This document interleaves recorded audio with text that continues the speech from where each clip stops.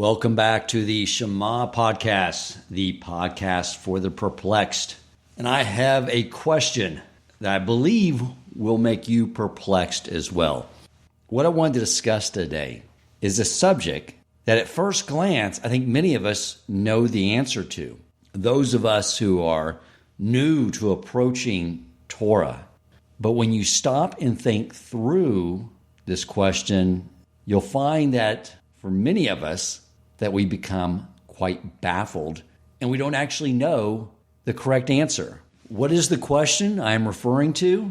The question is, what is the Torah? You know, many of us, the first thing that comes to mind is those Torah scrolls with the 5 books of Moses, the ones we've seen in our synagogues.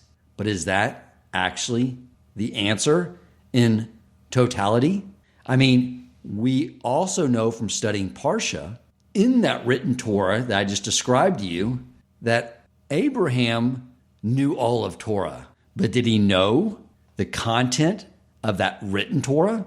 Did he know when he came back from the binding of Isaac that Sarah would die? And when we received, as we always hear, we received the Torah at Mount Sinai.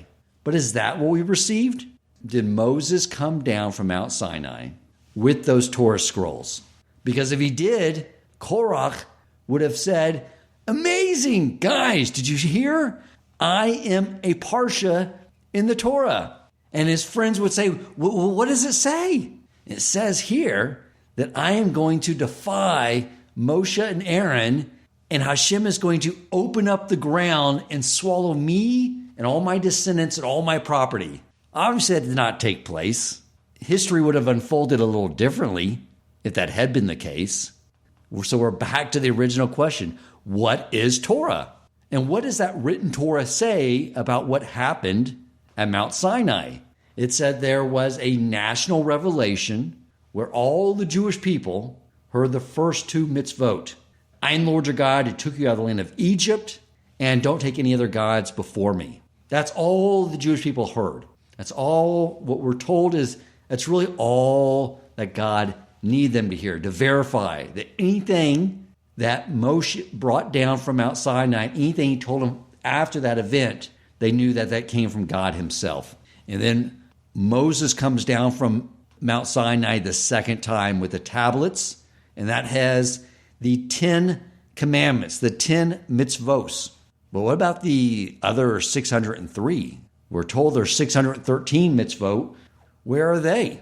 The written Torah also explains how over the next 40 years that Moses sat in the tent of meeting with a visible presence of Hashem through these clouds that would rest over the tent. And Moses would sit there and have prophecy and teach what we call the oral Torah to the Jewish people. And that oral Torah ended up becoming written down several thousand years ago in what we call the Mishnah Torah. And then all the commentary around that Mishnah Torah was compiled by the sages and put into a document we now call the Talmud. But it still brings many questions. Right now, I'm spending most of my time studying halacha. And my wife and I are sort of focused right now on the halacha around Shabbos. Is that Torah? Because one of the things that came up the other day was in our conversation is, if you have an oven that has a Shabbos mode, can you actually use the oven in Shabbos mode for Shabbos, or is it only really used and applicable for a Yom Tov day? What about driving in a car? We know that driving a car with a combustible engine creates fire. We know the Torah is very clear. Do not light fire on Shabbos. Okay, that's easy conclusion, an easy adaptation. But what about driving in a Tesla? I doubt that's something that came up in the tent of meeting when Moses was conveying all of Torah to the Jewish people. So it comes back to my question. Am I studying Torah when I'm studying these laws in this practical application to how to observe Shabbos in the year 2021 with all this technology that we have at our disposal? What about Midrash? The colorful explanation of all the commentary we read in the written Torah that brings so much more clarity and light to what is actually happening in those weekly parshas. is that Torah? Where did it come from? The more I contemplate it, the more I realize I don't understand it. Now, to some degree, I have sort of acquired an overall comprehension of what it is, but I don't have clarity on it. I don't have succinct clarity on it, because if someone asked me right now, what is Torah? I wouldn't be able to succinctly and with clarity explain what it is, which means I don't really know what that means. This is something I probably should have covered in the very first Shema podcast episode. It's so fundamental. And the more I talk about it with Jews who are new to Torah, and we have this conversation, what is Torah? We all realize we really don't even know the answer. But I have good news for all of us, because the guest I have coming on to answer this fundamental but complex question for us is a rabbi that I've not brought on before, Rabbi Nagel. His name has come up before as I talked about what I've observed being in the community and how he teaches a Daf Yomi class, and there's always a crowd of young people sitting around clinging on his every word. He is a person who was the original Torch rabbi. He really was the most instrumental figure in developing this Jewish community that I now get to enjoy. Everything that's here, it would not have happened without him. The fact that we have schools and all the Jewish restaurants and a kashrut association, all these things, he was instrumental in making this community what it is today. And I just sort of step in and take it all for granted, but it wouldn't be here if it wasn't for this person. So the good news, I said, is that I have the perfect person to answer this question. So while we may be a bit perplexed and confused right now, by the end of this episode, I am absolutely confident that we will know the answer. And when someone else asks us that question, or when you ask them the question, what is Torah? And they say what most people new to Torah Judaism say, which is the Torah scrolls, and you get them to think through it and realize they don't know the answer either, that you will be able to answer it as well. So while we are a bit confused, this is the podcast for the perplexed. But the one thing about this podcast is I bring on amazing guests, amazing Torah scholars. So at the end of every episode, we are no longer perplexed. Well, that is until I bring up the next question that I'm pondering. Welcome to the Shema Podcast, the podcast for the perplexed, where Torah insights intertwined through personal stories as well as interviews with leading Torah scholars demonstrate the empowering qualities of Torah and mitzvot. For more great Torah learning through Torch, the Torah Outreach Center of Houston, go to torchweb.org. Now to the show. Rabbi Nagel, thank you so much for joining us on the Shema Podcast. I appreciate you being on with us. It is truly an honor, and I'm so excited. I was just listening to that intro. I heard it time, and I'm like, wow, you really got something here. So I'm super impressed, and I love it. All right. It's a good topic. So I was thinking about this a little bit before you arrived. In my business, in any business, you got to have an elevator pitch. So like in my industry, you go to a conference and you have the name badge. They know you're a sponsor. Your prospects are all around you. You get on the elevator. Someone comes in that's a prospect for you. They see your name badge and say, so tell me what you do. And you have like 30 seconds to basically explain in totality, but concisely and clearly, the benefit that you would provide to them so that they would want to continue the conversation. So when that elevator door opens and they're beelining it to the bar, that they say, hey, come with me. I want to learn more about that. Okay. So we got the same dilemma in Jewish outreach.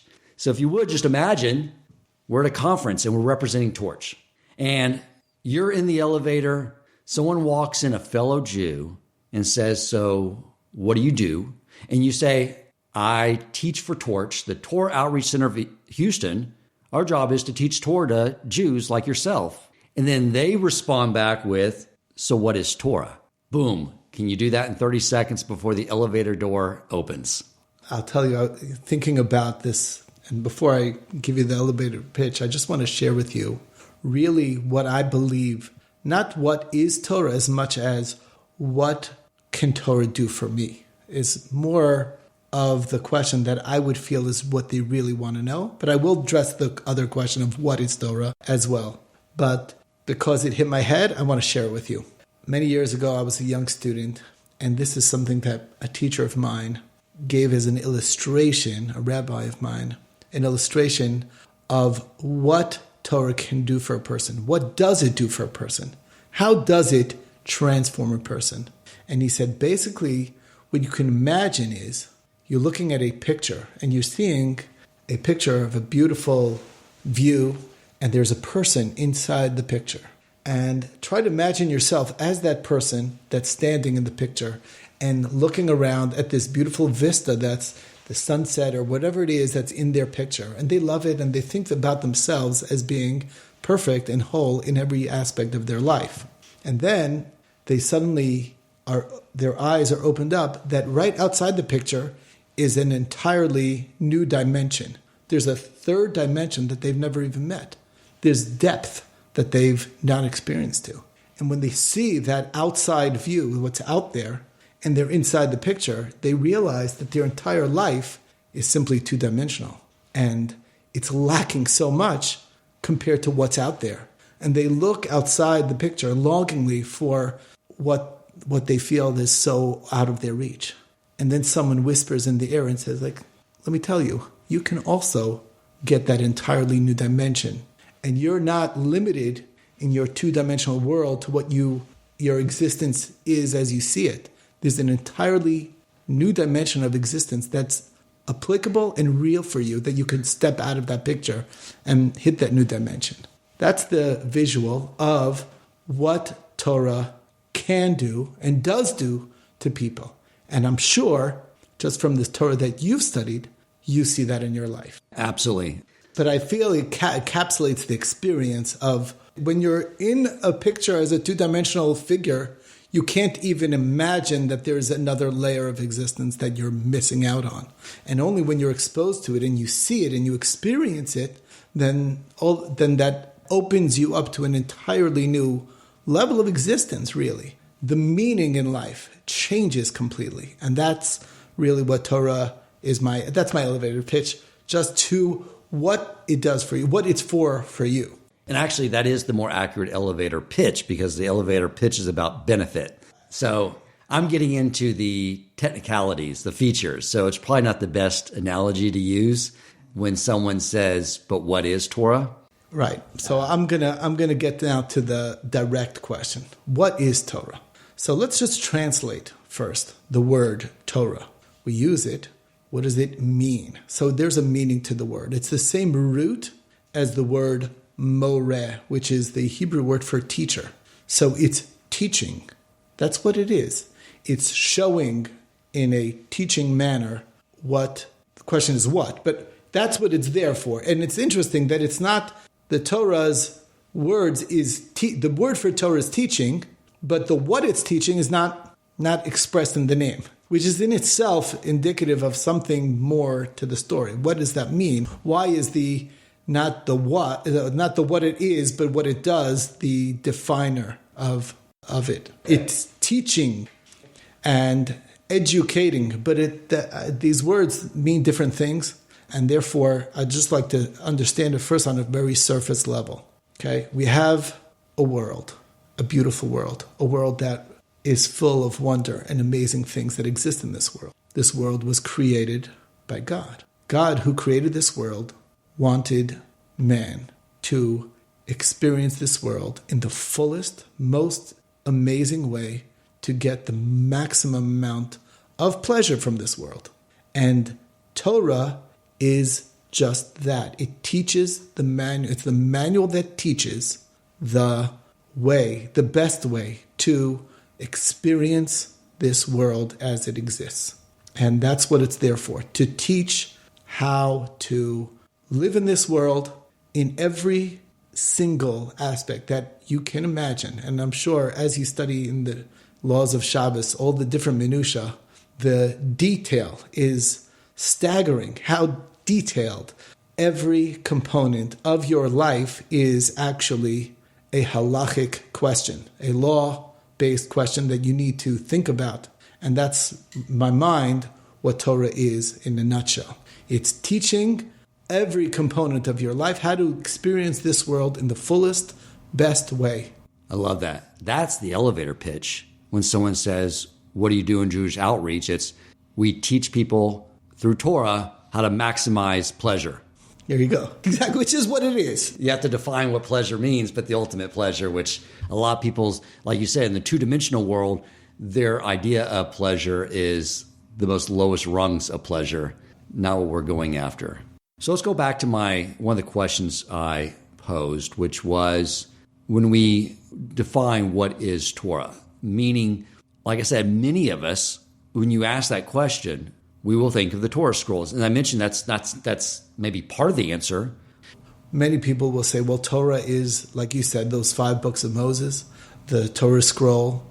But that's, what is it? We go through that once a year. We read through every year we go through the entire cycle, which I remember reading somewhere how amazing that is. Can you imagine how come it is that there is no nation out there that I'm aware of, at least, that they have a cycle where they read through the laws of the country or of the people to make sure that they're familiar with all the things they need to do. That's amazing. Right. It's amazing. Like there is an expectation that, the lawyer and the judge needs to know. We just live our lives and hope that what we're doing is allowed, or maybe we can Google it, after the fact, and then we're stuck. No. We're studying it together. We're learning it. Every week we're studying the Parsha. We're hearing from the Rabbi about the Parsha. So it's an amazing thing. The Parsha is only a piece of it. And let's start back from what exactly is Torah? I said it's teaching, but what's the corpus of that teaching? So it's very important to understand that Torah is divided to the written law and the oral law. And I think that's very important to just clarify why that is, even though I haven't seen anywhere why that is. But I'm giving you an insight into that from just my own years of studying. You sort of get a sense. The power of having both written and oral law is so helpful in life, in your comfort zone with recognizing that what the rabbi is telling me, I can source it back to the text. That means he's not just coming up with it from what he's in the mood. It's not a bunch of rabbis, in a smoke-filled room just deciding, what kind of difficult thing are we going to come up with to make someone's life difficult? That's not what's going on. Everything has to come back and have a line that goes straight back to the source. And there in the source of the text, that somewhere in those 5 books of Moses comes out to that, connects to that oral law. Now, that is not completely true. That is only, I would say, 90% true. What's missing is that there's certain oral laws that are what we call halacha l'Moshe Sinai, which means that we heard this directly from Moshe, who heard it from God at Sinai, and it was decided that this law should not be written into the text. It should be completely oral. In other words, in the oral law, which is the tradition that's handed down from teacher to student, I want to explain. So by having just a written law, that's flawed because everyone's going to come to it with their own interpretation and say, to this is what we had. We suffered with the Sadducees and the Karaites throughout history of people who came to the text in their own image and saying, to me, that's what this means, something else. And then, there's no agreement. So we have a written law, but we also have an oral law. The oral law was passed down from teacher to student. Every student heard from their teacher. People think, how can that even be even real? How far? That must be thousands of people till I get to Moses at Sinai. Did you ever look how far it is? It's not that many. Matter of fact, I made a bookmark where on the bookmark it has God, Moses, all the way down. Joshua, working your way down? Working your way down. It all fits on a bookmark. If it's in one bookmark, it's not that many. People think of it as like crazy, but no. It's really not that far because when you think the span of generations, I've seen my grandfather, I can study from my grandfather. That goes back quite a few years. And there's a chain, an unbroken chain of tradition that's going back to Moshe at Sinai. this power is like a dual power. By having the two worlds of the written law and the oral law that are intertwined, that are bound to each other, that keeps both of them accurate. Oral law is reined in by the fact that it draws its sourcing back to the text. You can say, wait a second, that doesn't read very well. What are you doing? Did you make that up? You understand? The fact that it's drawn from the text and there's rules how to draw information out of the text. That's one of the very important parts of Torah is the 13 hermeneutical principles. It's so important that we actually say them over every single morning in prayer. Rabbi Yishmael Omer, the Shlosh Esrei Midos HaTorah and Dereshas. Rabbi Yishmael says that there are 13 hermeneutical principles, which is really the foundations of logic and how to parse text, how to develop understandings based on comparing and contrasting similar words used in two places. These are the processes by which we have the oral tradition verified. It's going to fit into one of these 13 hermeneutical principles. I will tell you, like I said, the only exception to that is the halach l'Moshe Sinai, which is completely oral. And I want to give a little bit of an insight.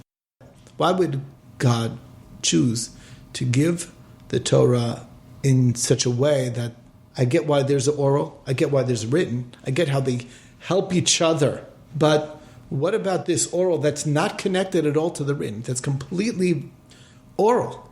And the answer, and it's very insightful, and this I've found over my years of study, is that by taking it out of that chapter, of that section, of the connection to the text, it basically put a parenthesis around it that it's not to be subject to the hermeneutical principles.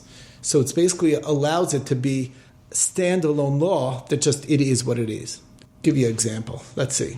Halach l'Moshe Sinai dictates that the tefillin needs to be black. It is not written anywhere in the text. There's no hint to it in any text that tefillin needs to be black.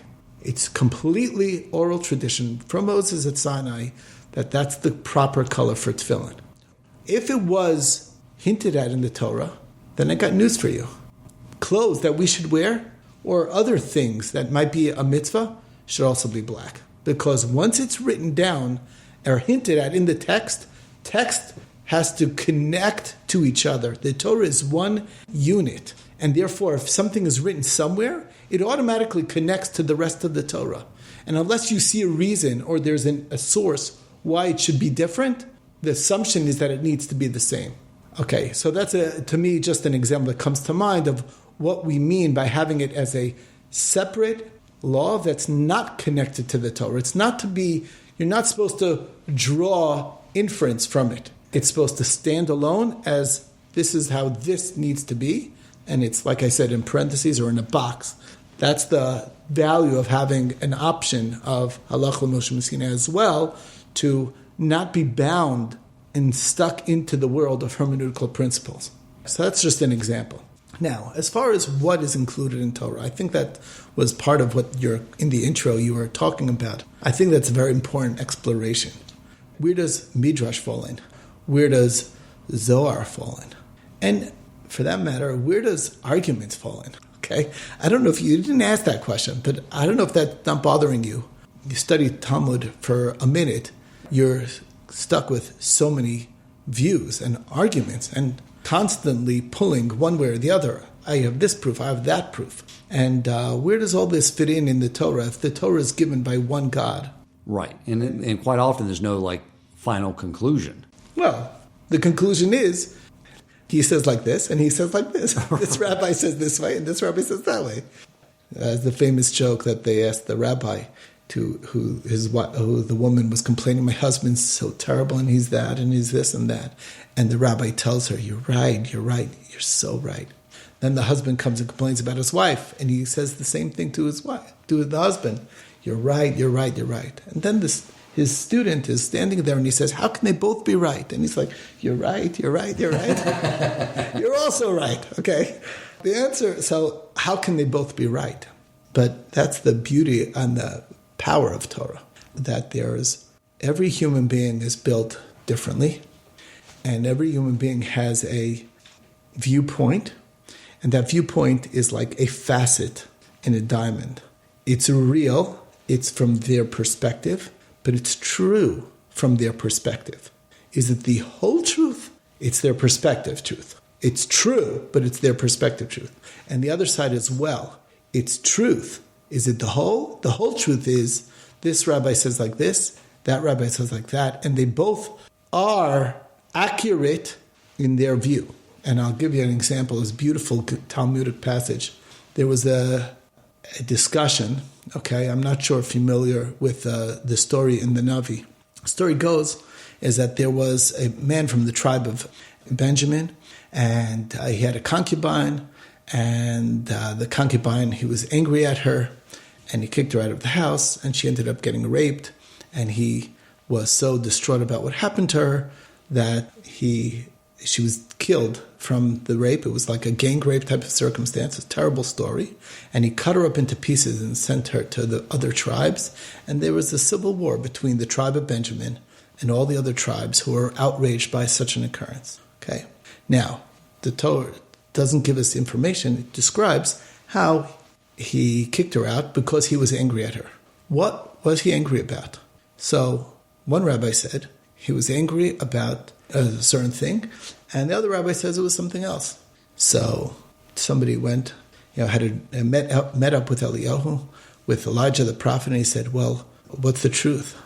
What was it that he was upset about? So he says, well, this rabbi says this, and that rabbi says that. And he says, yeah, but what's the truth? The answer is both were there.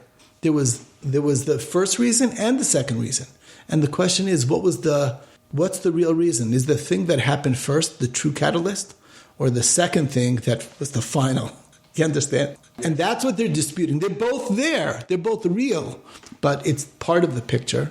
And then there's a fuller picture. And the full picture is understanding both opinions.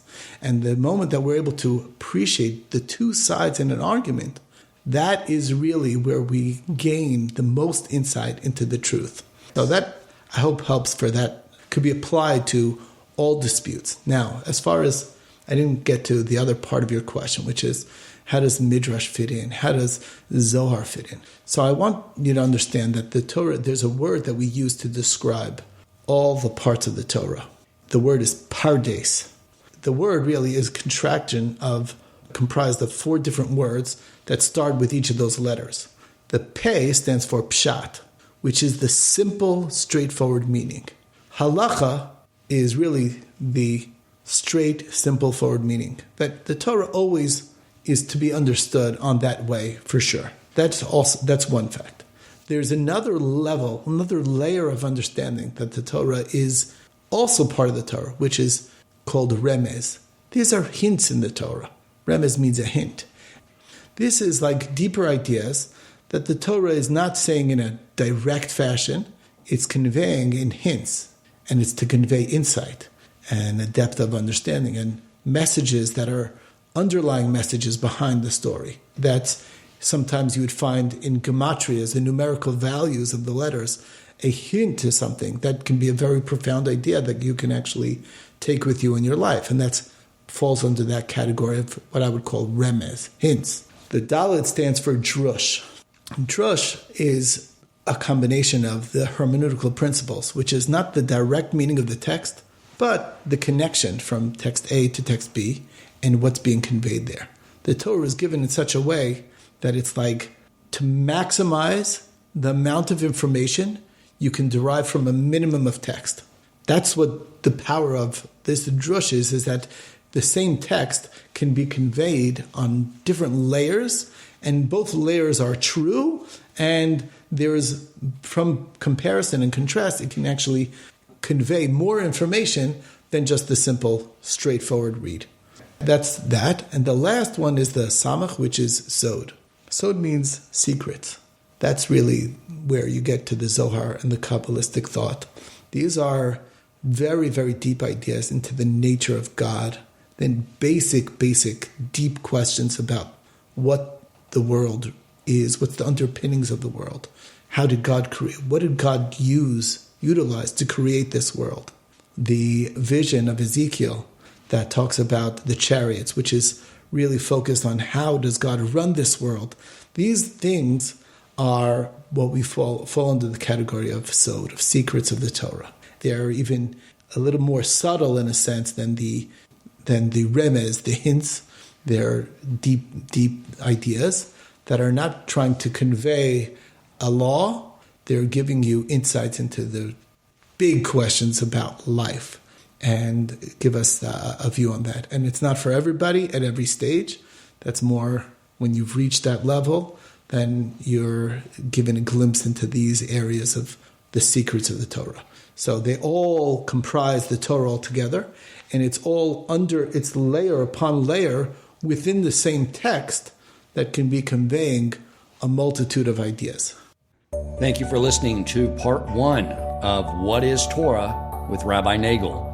Stay tuned for the upcoming release of part 2. If you enjoyed this episode, please consider supporting Torch so they can continue to spread Torah wisdom to the world by making a donation at torchweb.org and clicking donate in the top right corner of the page.